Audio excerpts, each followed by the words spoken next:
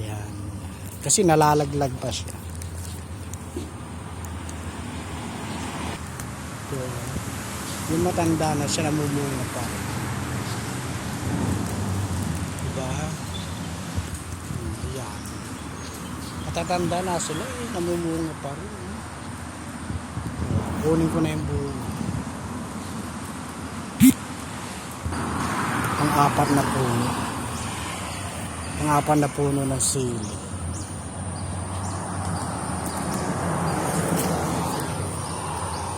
Yun sa ate, nakarating na roon. Magtatanim na naman ng sili.